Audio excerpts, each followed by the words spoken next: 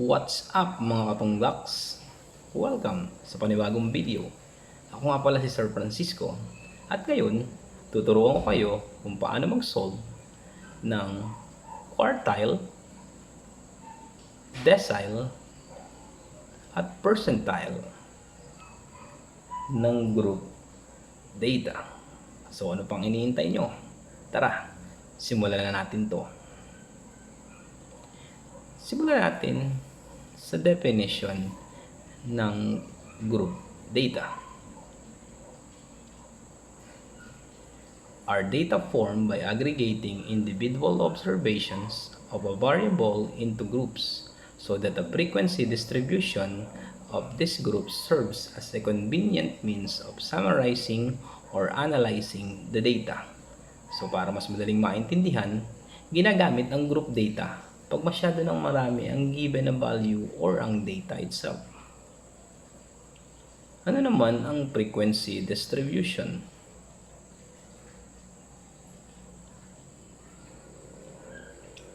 Arrangement of the gathered data by categories including their corresponding frequencies and class mark or midpoints. It has a class frequency containing the number of observations belonging to a class interval. So para mas maintindihan, nag-prepare ako dito na example ng frequency distribution. Example of that is mathematics test scores of 50 students. So nakasulat siya into table. So ganyan na magiging given pag magsosolve tayo ng group data. Okay, so let's start to compute for quartile. Paano nga ba siya kino-compute? So we will be using a formula. So since group na, medyo mahaba na to. So Q sub k is equals to LB plus the quantity of Kn over 4 minus Cf sub B all over F sub Qk times I.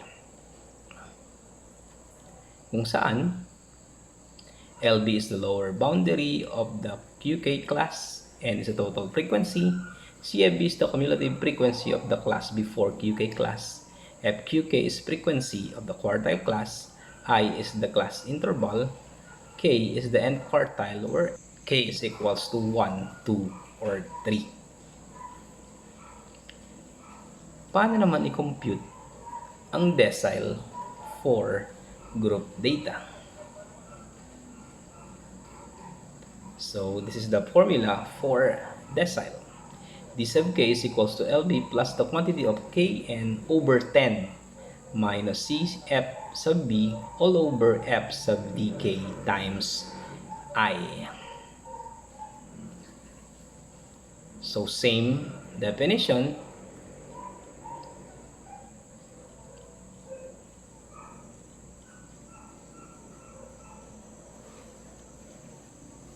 Magbabago lang siya sa value ni K.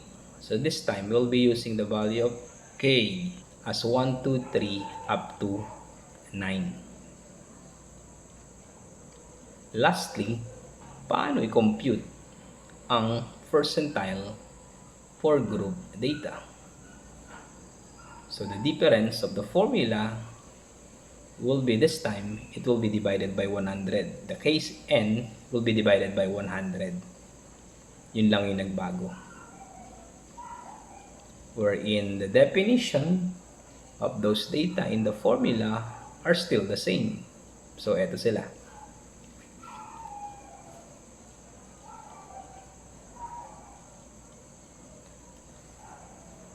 So, saan uli magbabago? Sa value ni K. So, nth percentile, where the value of K will be equal to 1, 2, 3, hanggang 99. So, simulan na natin mag-solve. Let us solve example number 1. Calculate the Q sub 1, Q sub 2, and Q sub 3 of the mathematics test scores of 50 students. Okay, usually, ang given pag group data is in table form. As you can see, we have here a table of score and frequency. Okay. So the first thing to do in solving a quartile of group data is to complete the table. Okay, so you will notice there are two columns, the score, the frequency, and another two columns that is blank.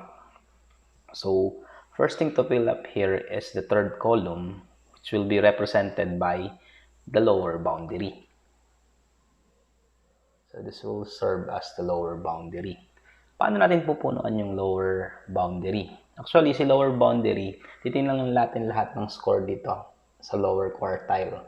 So yung 46, 41, 36, 31, 26, and 21.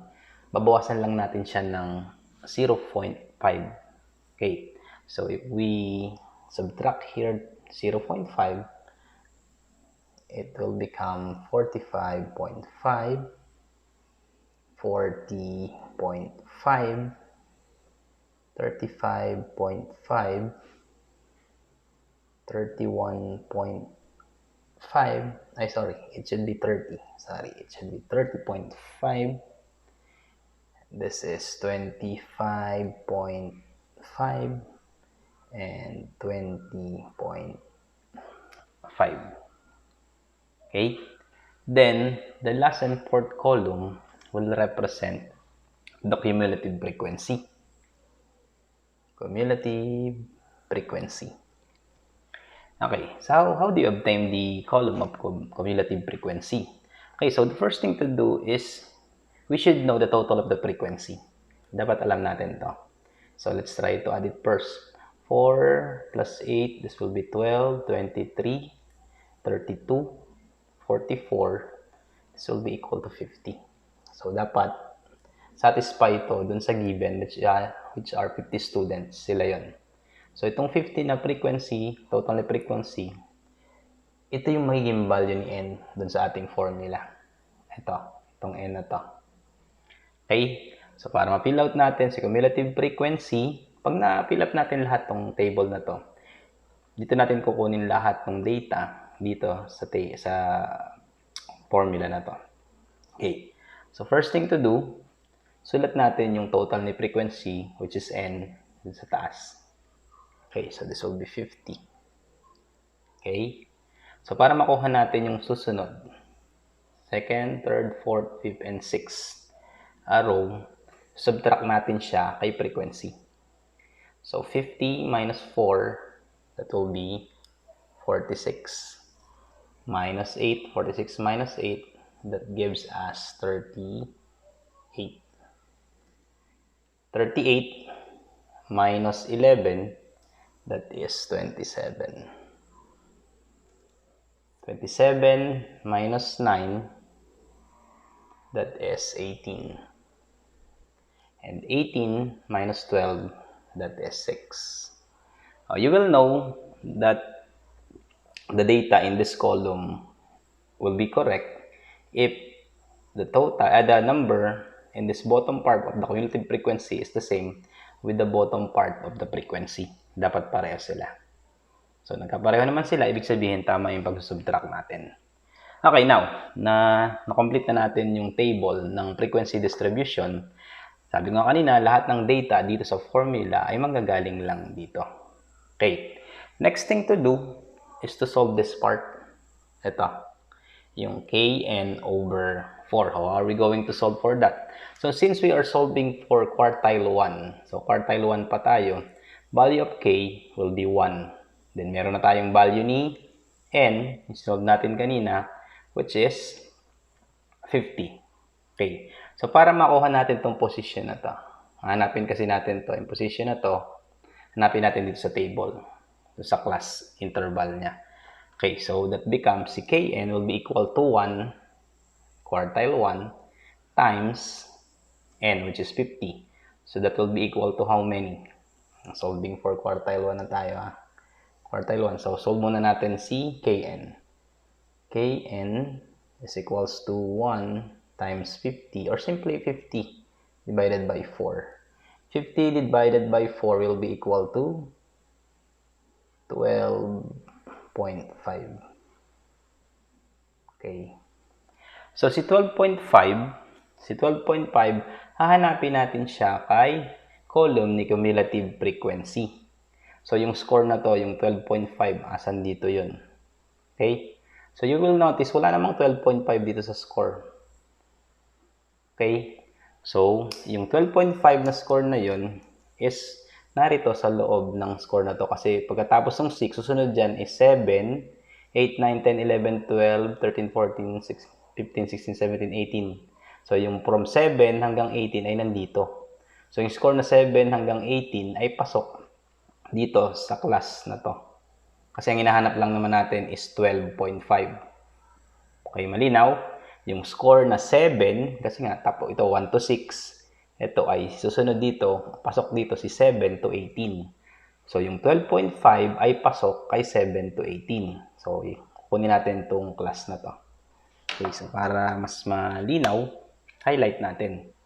Highlight nyo kung saan pasok yung na-solve natin doon sa position na to, yung sa kn over 4. So, highlight natin itong part na to. Most of the data from the formula, dito natin kukunin. Kasi may mga pangalan na naman yan. Cumulative frequency, lower boundary, frequency, di ba? Okay.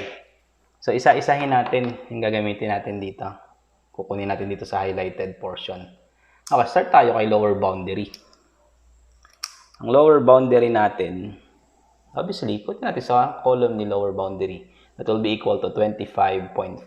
Okay, so ito na yun na. Follow na natin. So, Q sub 1 is equals to the value of the lower boundary, which is 25.5. Okay? 25.5 plus the quantity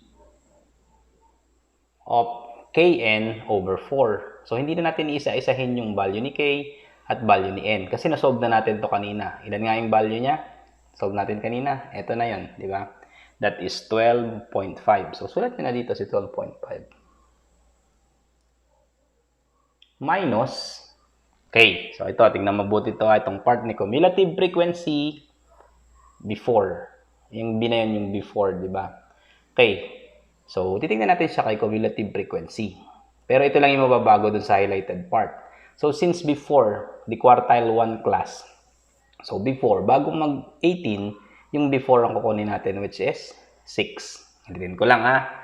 Yung quartile, yung cumulative frequency before the quartile 1 class, o yung first quartile, ay 18. Pero before ang kukunin natin, kaya itong 6. 6 will be the value of CF sub B. Okay? Doon galing yung 6. All over the frequency of quartile 1. O, ito nga yun, yung class niya, di ba? So, frequency tayo kukuha. The value is 12. Okay, so this will be 12. And lastly is yung interval. Si interval naman, madali lang kunin to. Dito lang siya sa score kinukuha. Class interval. So, since 26 to 30, ito naman pare-pareho lang naman yung interval niyan. So, doon tayo sa 26 to 30. Bibilang tayo. 26, 27, 28, 29, 30. So, kasama yung beginning tsaka yung end ng kanyang class interval. So, that will be equal to 5. Ulitin ko lang nga, 26, 27, 28, 29, 30. Okay. So, sana naintindihan ko saan galing yung mga value noong itong pinagkuha nating value dun sa given table. Okay. So, now that we have substitute all the values in the formula, solve na natin. So, first things first, bring down to 25. Huwag natin solve siyempre nasa loob ng bracket. Plus, okay to, itong part na to, pwede na itong pindutin sa calculator. Okay? Pag pinindot ito sa calculator, you can start with this, yung nasa loob. 12.5 minus 6. Okay? So, yung answer natin doon will be 6.5. Divide nyo yung answer by 15. After you divide it by 15, times it by 5. Again, 12.5, pipindutin sa calculator ha, minus 6, divided by 15, times 5. Okay? So, pag pinindot natin sa calculator, ang lalabas doon is, round off na lang tayo hanggang sa second decimal place. Ano? Lalabas doon is 2.71. So, rounded up na to. Naka-rounded na yan. That is equals to 2.71. Okay, so after that, we'll just add 25.5 plus 2.71 will be equal to 28.21.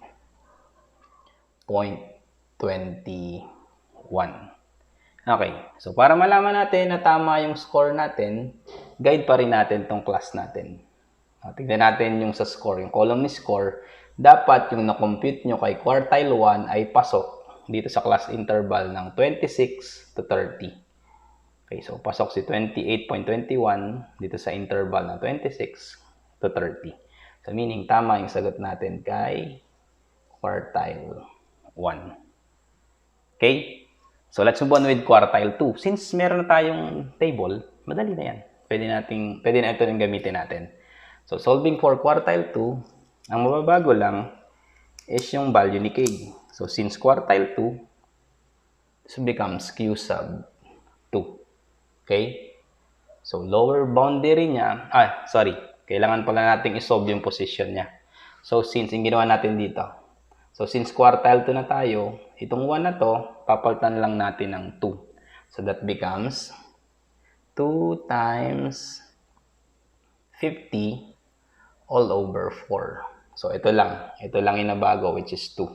So 2 times 50 is 100 divided by 4. 100 divided by 4 is 25. Okay? So this time, gaya ng ginawa natin kanina, hanapin natin si score na 25 kay cumulative frequency. Okay? So, wala namang 25. So, papasok siya doon sa itong part na to. Kasi yung score na to ay mula 19 hanggang 27. So, 18 tayo nagtapos dito, di ba? Sa second row na to.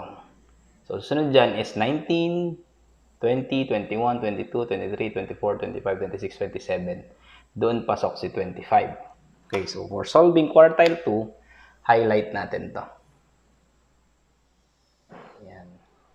So, para pala hindi tayo magkamali, lagyan natin to ng Q1 and this will be Q sub 2. Yan. So, lahat ng data natin for Q sub 2, dito natin kukunin. Maliban na lang kay CF sub B. Okay? So, yun yung before. O, substitute na tayo. Q sub 2 is equals to lower boundary. Hanapin natin kay quartile 2 class, 30.5. Plus the quantity of Kn over 4, sinolve na natin, that is equals to 25. Minus cumulative frequency before the quartile 2 class, so hindi 27, before is 18. 18 yung gagamitin natin, divided by frequency of quartile 2 class, it's 9. Divided by, so isa lang naman yung given natin, pare-pareho lang ng class interval.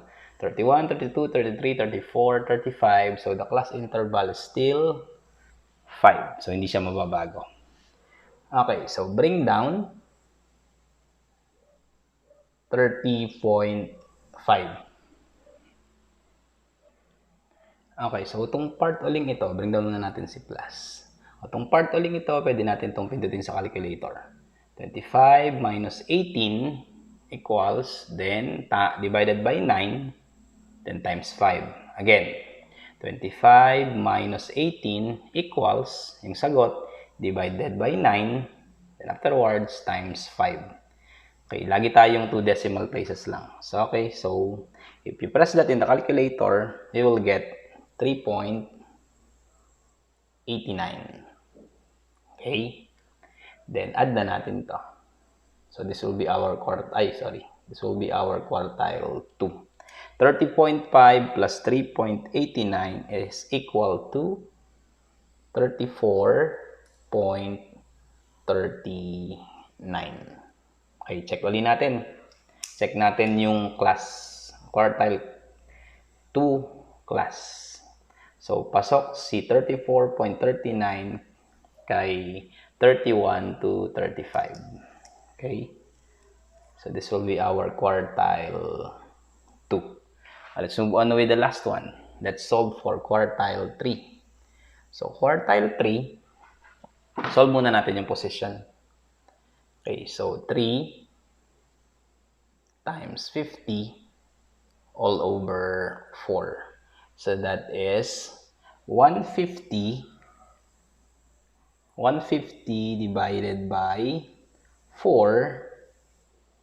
That will give us 37.5. So 37.5. So hanapin natin si 37.5 sa ating column ni cumulative frequency. Okay, so obviously papasok siya dito bago mag 38, 'di ba, si 37.5. So pasok siya dito sa class na to. Highlight uli natin itong part na to. So yung row na yan ang gagamitin natin kay quartile 3. So yung mga data dyan natin kukunin. Okay, let's start to solve. Okay, so quartile 3 is equals to lower boundary. So hanapin natin si lower boundary, 35.5. Plus the quantity of kn over 4, yung kasosolve lang natin, that is 37.5. Minus cumulative frequency before the quartile 3 class. So instead of 38, yung nasa baba, which is 27. All over the frequency of quartile 3 class, which is 11. Okay, so same interval pa rin tayo, that will be equal to 5. Okay, so let's continue. So bring down si 35.5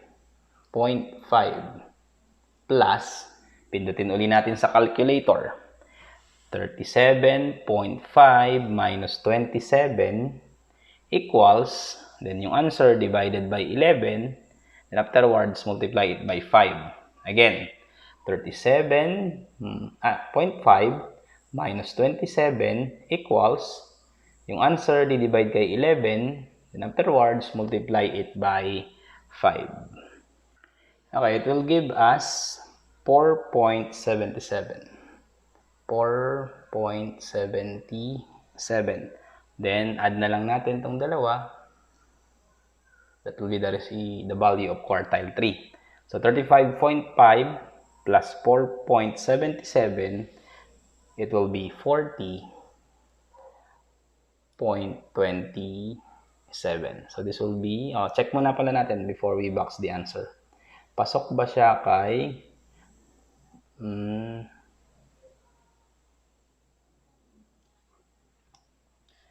okay, so nandun pa rin naman si 40.27 kasi yung susunod na class natin will start with 41.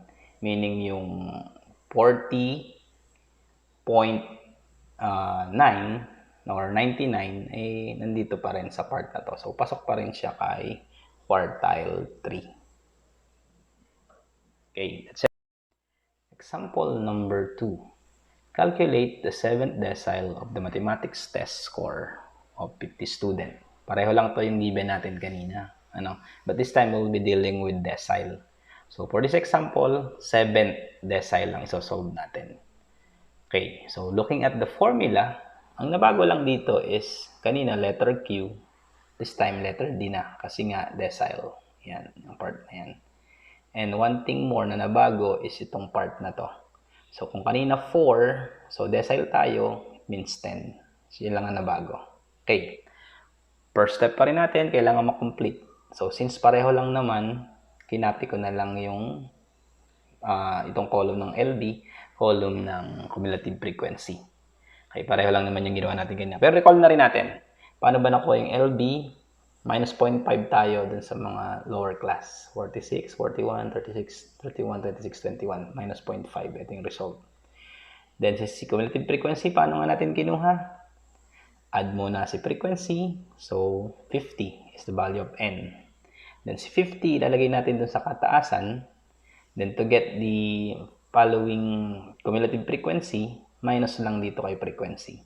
So, 50 minus 4, 46. 46 minus 8, 38. 38 minus 11, 27. 27 minus 9, 18. 18 minus 12 is 6. So, since pareho, yung guide natin para malaman kung tama ang pagmaminus, dapat magkapareho yung bottom part. Okay? So, let's do this. Solve na natin si decile 7 or 7th decile.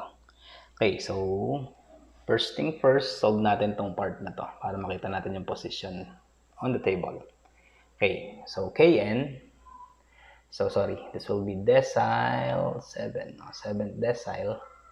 Solve natin si position. So, si K magiging 7 times N is 50.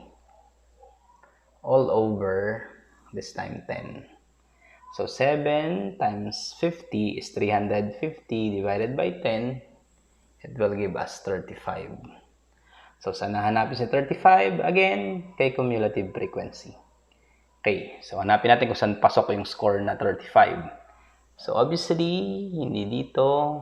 Dito para tayo kay 38. So, pasok dito yung 35 kasi nandito yung score from 28 hanggang 38. Okay, so highlight natin si 38.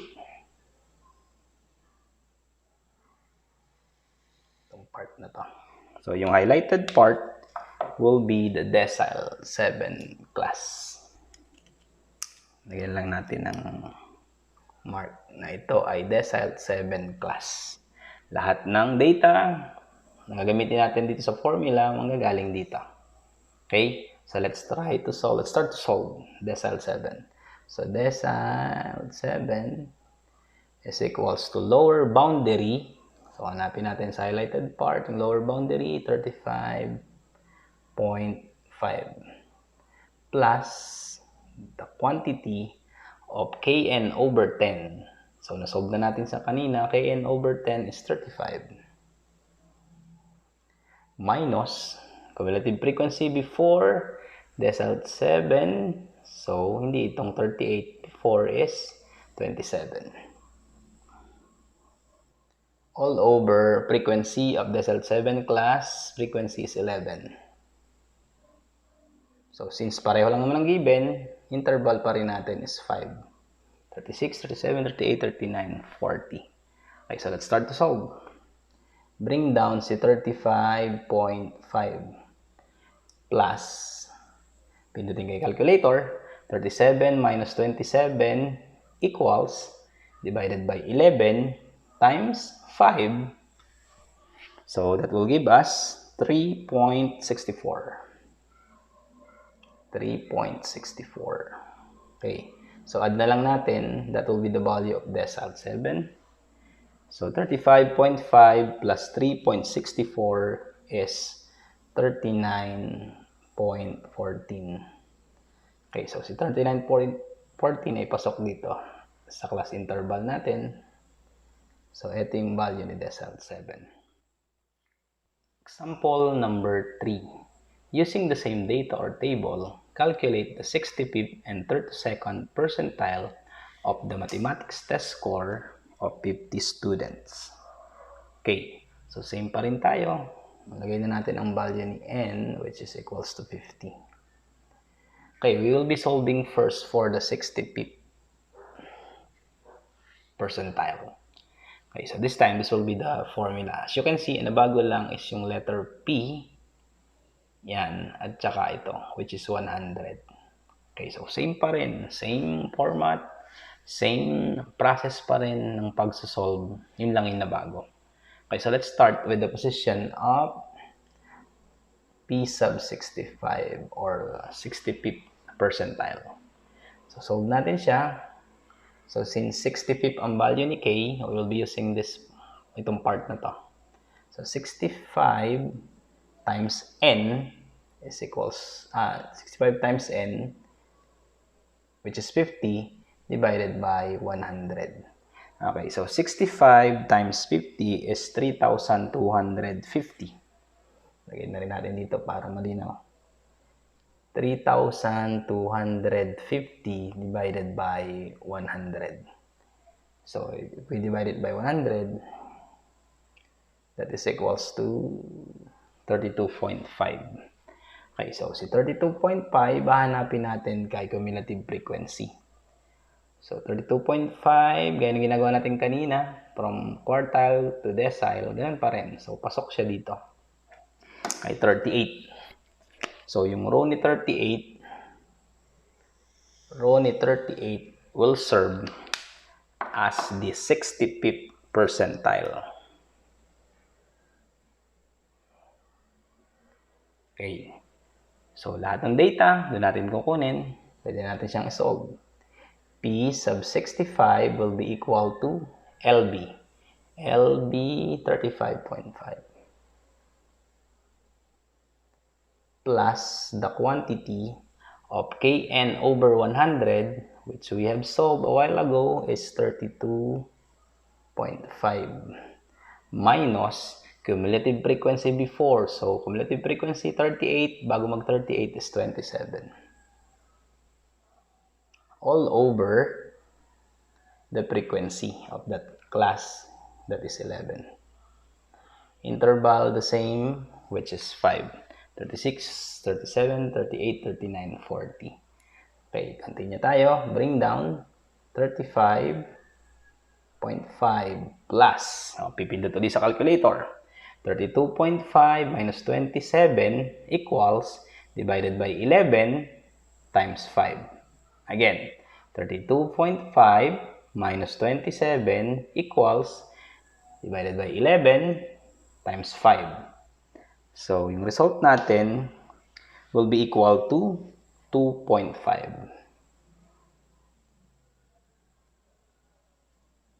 2.5. So, we can add now 35.5 plus 2.5. That is the 65th percentile, which is equals to 38. Okay, so whole number yung sagot natin. So, pasok naman siya doon sa class ni 36, so class interval ni 36 to 40. Let's move on to the last one. So, we will be solving for the 32nd percentile. So, P sub 32 is equal to, solve natin tong part na to, may position. So, 32 times 50, which is N, all over 100. So, 32 times 50 is 1,600. All over 100 is equals to 16. Okay? So, we get this. Hanapin natin kay cumulative frequency. So, dito siya papasok. So, sa 7 hanggang 80 na score, nasa row, second row siya. Highlight natin. Then, lagyan natin ng label, which is P sub 32. Let's continue solving. P sub 32 is equals to LB, which is 25.5. Plus the quantity of Kn over 100, ito yung solve natin kanina, which is equals to 16, minus cumulative frequency before, so dito tayo, ito yung ating P sub 32, so before, that will be equal to 6. All over the frequency, which is 12, times the interval, so 5 pa rin yung ating interval. Okay, so continue tayo. Bring down si 25.5 plus, pipindutin ulit natin sa calculator, 16 minus 6 equals divided by 12 times 5. So, it will give us 4.17.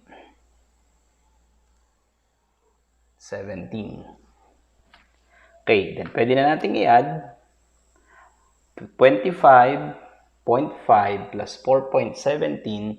That will be the value of P sub 32, which is equal to